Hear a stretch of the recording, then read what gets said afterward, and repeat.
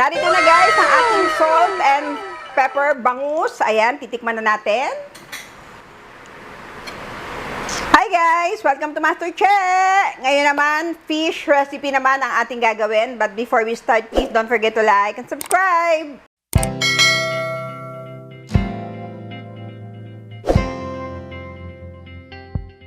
Magluluto tayo ngayon guys ng salt and pepper bangus. Pwede rin kayong gumamit ng ibang fish, kaya lang bangus ang gagamitin natin. So, meron tayo ditong cornstarch. Lalagyan lang natin ng salt and pepper. Yan.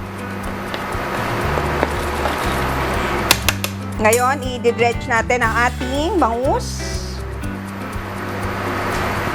Then, ipo-fry natin.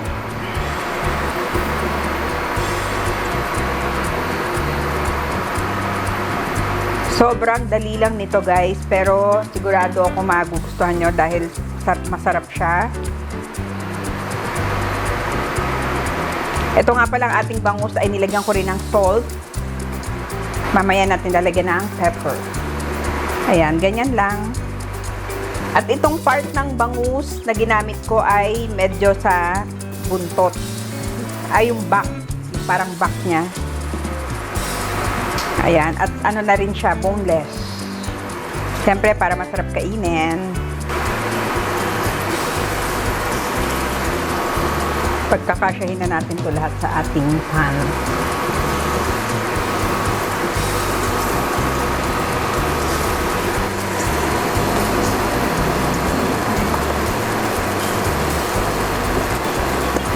A few moments later. Ayan guys, okay na ang ating bangus.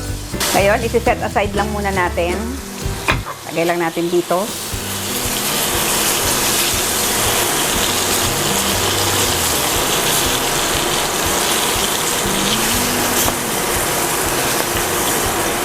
Ngayon guys, at this point, lalagay na natin ang ating, maglalagay lang tayo ng chili oil. Ito ay ginawa ko guys. Garlic chili oil. Lalagay natin sa ating pan. Ayan. And then, ilalagay natin ang ating garlic.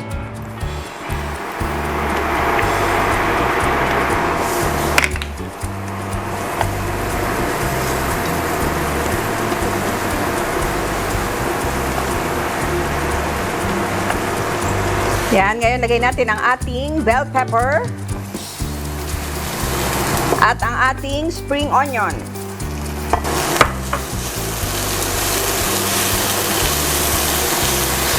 Yan, ngayon pwede na nating ibalik ang ating bangus. Yan.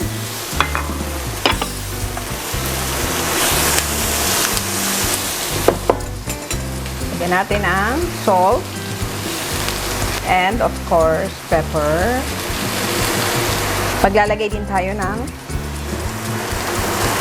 chili garlic. Ayan, para pampasarap lalo. Ayan, and then mix lang natin.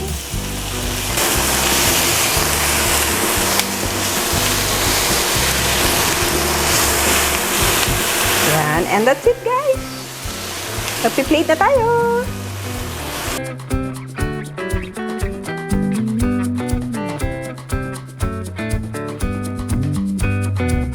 Narito na guys ang ating salt and pepper bangus. Ayan, titikman na natin.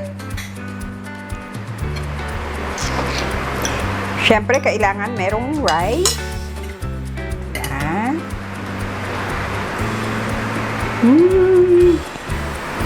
Sarap. Thank you, Lord.